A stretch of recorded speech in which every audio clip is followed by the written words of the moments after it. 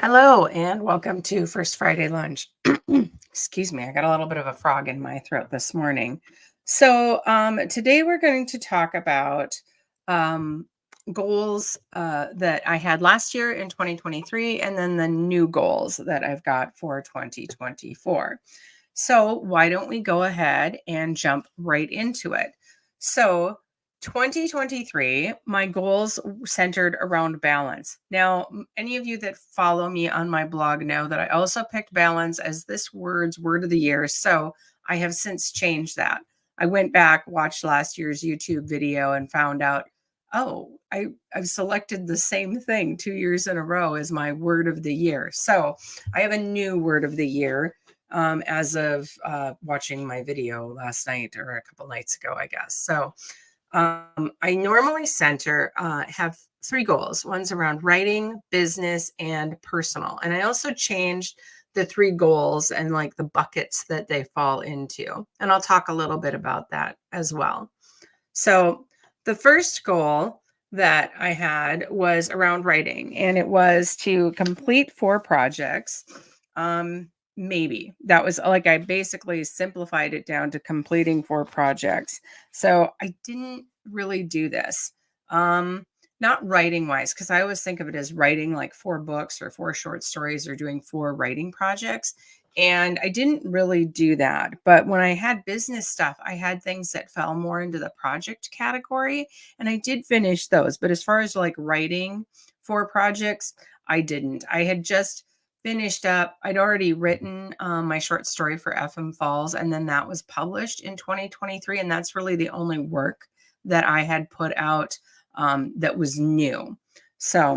But as far as my other goals, in the business category, I had like the annual retreats that I go to, and then I had put books into print and audio. Now, if you count those as projects, I have almost all my books in audio. There's a couple that are still being auditioned for. I think Last Virgin in Vegas is being auditioned for right now. And then I have all but 3 books in audio.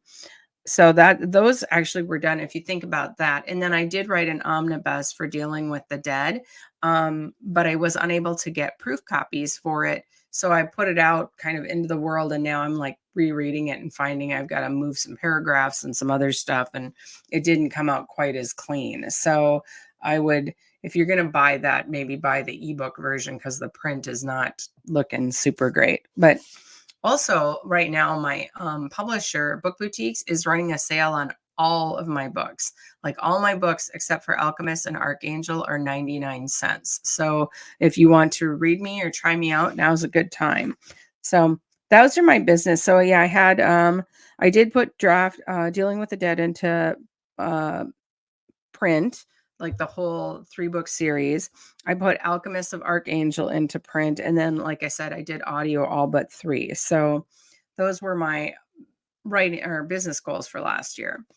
My personal goals were get good sleep, self-care, and working vacation. So I actually did pretty good on the get good sleep until I went on writing retreat, which was out in Utah. And that always kind of throws me off at the end of the year because then I am out following um, whichever state or timeline that I'm in, like the time zone, I tend to follow that time zone.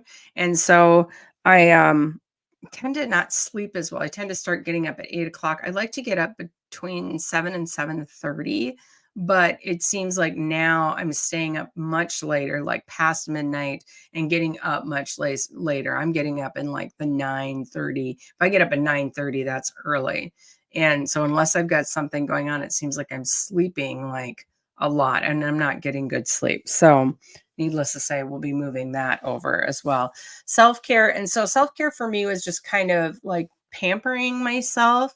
And I've sort of changed that a little bit as well. And then one of the things that I had on for last year was I was going to take a working vacation for the Raiders and Garden Spring Forward retreat, which is basically virtual online. And what I did is I went out to Whitefish, Montana. My aunt lives out there, and my daughter came up from Missoula, where she lives.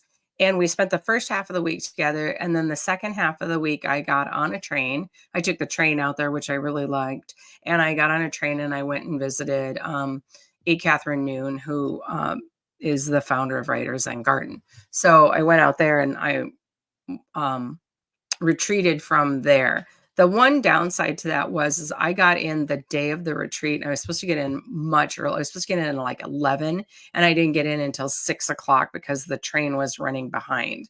And so that kind of sucked. So we kind of missed like this cocktail party that we have online. And that was, if I was going to do it again, I'd make sure I was out there a whole day earlier. So those are my things that I did this year for oh, and I have those are the things that I did for 2023 and kind of where I've ended up. So let's see, I gotta find my thing here. Okay. Oh, there we go. Just trying to find how to move it down. I've got my microphone plugged into the USB port, and so I'm like, I don't use the little pad thing very often, so I'm using it now. Okay, so since I had balance as my 2024 goal, I decided to go ahead and change it to simplify. And there's a couple reasons there for this. One of the things is that in the month of December, I took Sarah Cannon's HB90 course, which kind of um, is basically a organization course to try and help you get organized. And one of the things she had us do was do a vision board for the future. And when I did the vision board, I was like, oh, okay, that's kind and the few actually it wasn't so much the vision board for the future as much as it was the future letter to myself and what I wrote down and where I decided I wanted to be like 10, 20 years from now. So I around that, I decided I really needed to simplify my life. I needed to get things in the right buckets. I needed to have stuff done a certain way. One of the things that I did is we did these Kanban boards. You can kind of see it behind me there, the pink. This is the Kanban board. And so what I did is normally what I would do is I would put everything I had to do, like meetings and projects and writing, and everything went on the Kanban board. Well, and I decided there's no reason for me to put doctor's appointments, massages, pedicure appointments, all these meetings that I have with my different rank groups on the Kanban board because I've already got it in my calendar and it's probably on my phone. So it's just like a sticky that I have to move down. And I don't find I forget about the sticky. So, and this year, last year, I wasn't using it as much because I was working a lot downstairs and I kind of tend to keep it in my office. And Kaiser passed away in September last year. So I don't have a dog that we're sleeping with downstairs anymore. And I'm not working downstairs. I'm working in my office a lot more. Not as much as I've been kind of a bum the month of December, but that's okay. I think you're supposed to be. So I am um, going to simplify my goals. So that was one of the things to do. And then the other thing is I combined and changed the definitions of my three goals. And so my three goals, first one up is writing slash business because really these go together. And so the things that I wanted to do for my writing is I want to complete two writing projects. A year, basically. So two big projects. And the two projects that I picked is right now I'm working on Curse in the Caravan, which is my third steampunk story. And then next up, next quarter, I've actually decided I'm not doing anything with it until next quarter. So April 1st, I'm going to work on the second Regency story, which is How to Love a Lord. And How to Marry a Major comes out in February 9th is the release date. So that's what I've got coming up this quarter. And so How to Marry a Major, the release and all that stuff is going to take a lot of time. And even though I will be putting the project out in the world, it's not necessarily a writing project. So I've divided this up into writing projects and otherwise. So basically I want to write 2 books slash stories a year. I want to add 2 more projects if there's time. Like omnibuses. So I still have to do the Caulfield Cowboy omnibus and audio. And for audio, I've got the steampunk series, which I'm got to set up auditions for. And then I've got the Regency series, which I also would like to set up auditions for. So those are the writing goals, writing slash business, like the Tina Holland goals, basically. I probably should call them the Tina Holland goals. That would make more sense.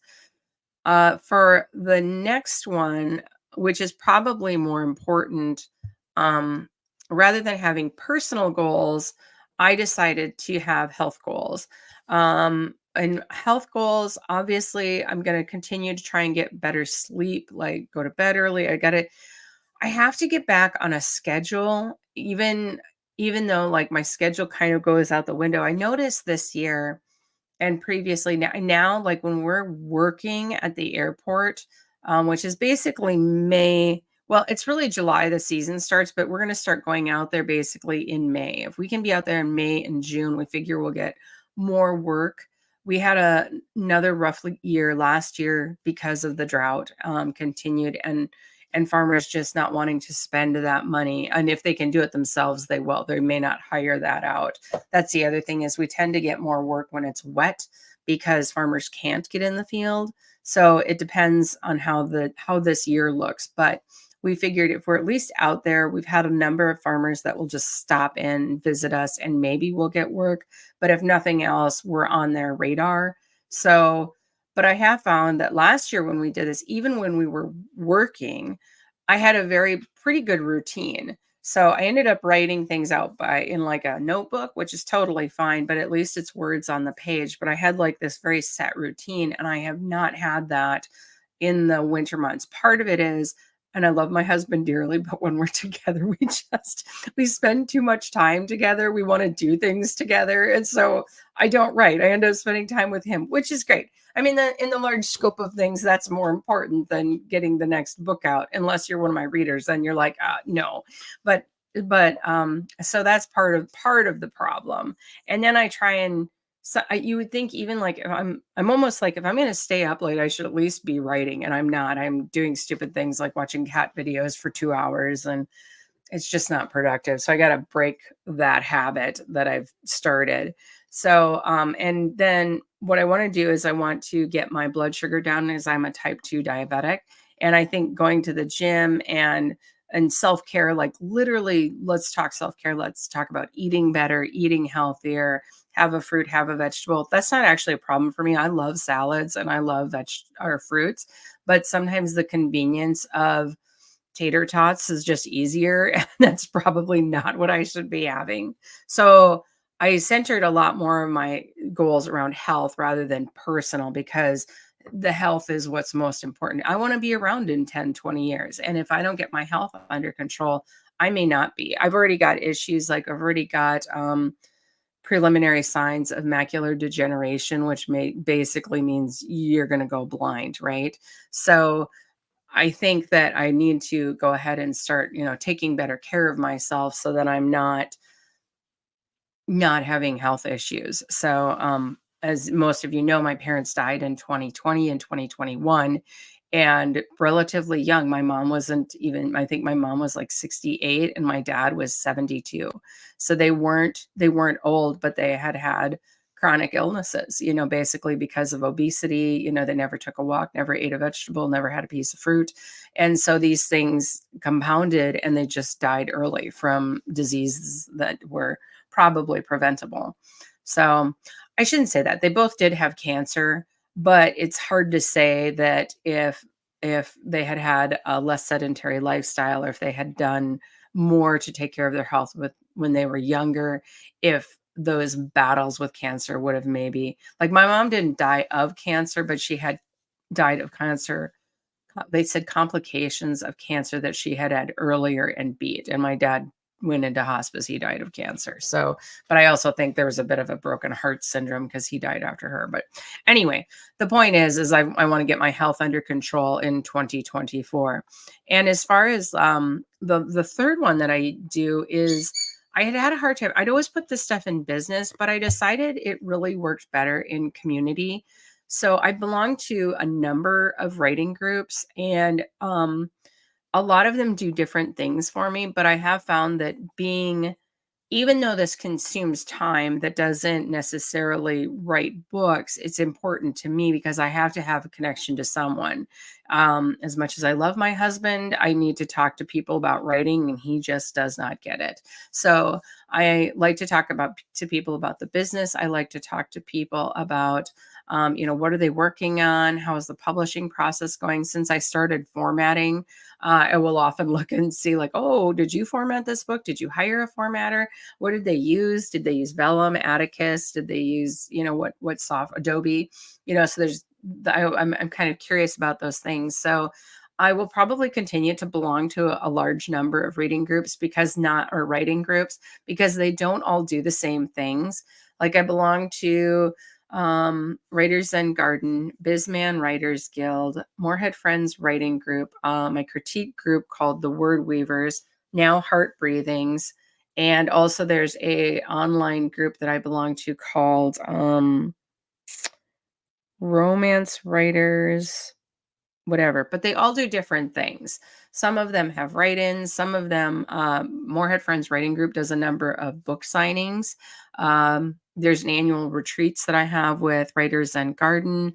I can teach classes, which I love to do. I love to, like I said, I love to talk to people about their books. I love to answer any questions they have about the writing business, because even though now I'm moving towards being independently published, I still do keep up with like which houses are acquiring books, which houses are open, closing, having problems, expanded. Those are which houses have bought other houses. So I kind of keep up on all of that because the industry just fascinates me. So I can still help people navigate like writing a query letter and where to find agents and stuff like that, because I'm still fairly familiar with what's going on in the business, as I think you should be as an independent author, because sometimes that can dictate, like as far as like what traditional publishing is doing with like covers and stuff like that. Because sometimes what happens with traditional publishing is they will publish a book and it will start a trend because their goal is to appeal to the widest audience possible, right? So you can sometimes take things that are happening in the traditional publishing world and apply it to your indie business. You can look at it and say, oh, these covers are trending now. This length of book is trending now. Duets are more popular. Trilogies are more popular. Oh, because generally speaking, if you are writing indie and you're writing romance, which I am, series seems to do very well in the indie space. It doesn't necessarily do well in like New York unless you're writing maybe like a Harlequin and then there's a special call for it. So I would say it's important to keep track of those things.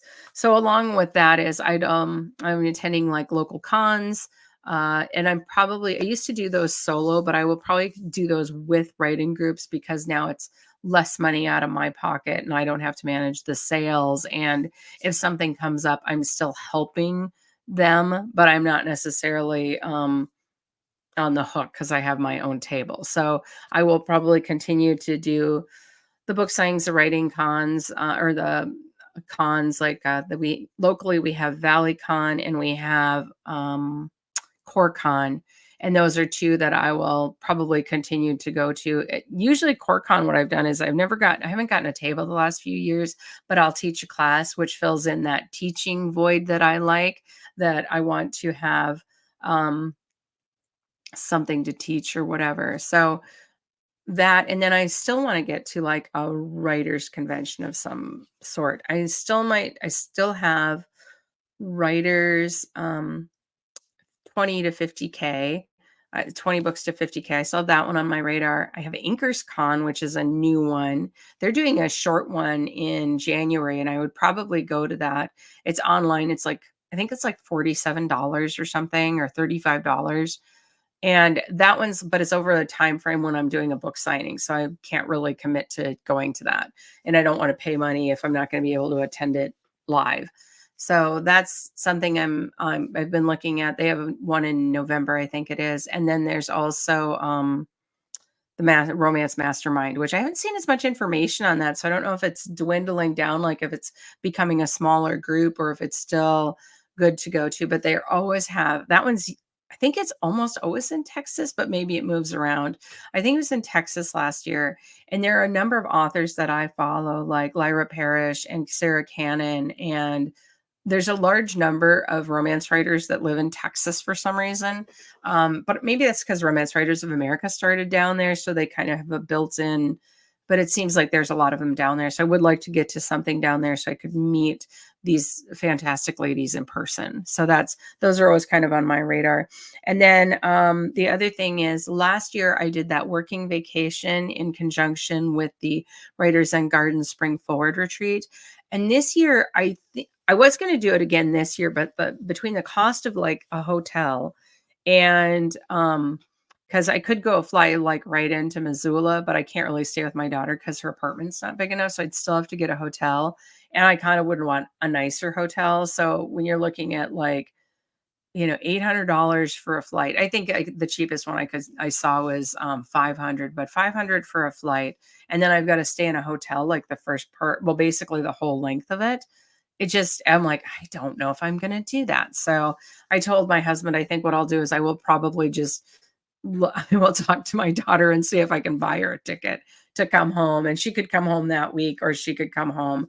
Her dad's going to be going to Africa in April. So maybe I can have her come and stay with me while he's gone and we can do all the things we like to do. So that's a thought. But what I had been looking at is there's a place called the Whistleblowers Bed and Breakfast, which is in New York Mills, Minnesota. It's these old train cars. And I thought, maybe I'll go there for a retreat. And I talked to my husband, like, would you drive me out there? Because I don't really drive in the wintertime. My Mini can do snow, which is surprising, but it's not great. So, and I get worried that people are going to hit me and stuff. So we usually park that and Ken does all the driving. We have a Jeep, an old Wrangler Jeep that I can drive, but if I don't have to, that's nice because it's not my favorite, to drive in the wintertime. Anyway, I hate driving as is, but if I got to drive in the winter, it's just not great. So I hate rain way more than snow.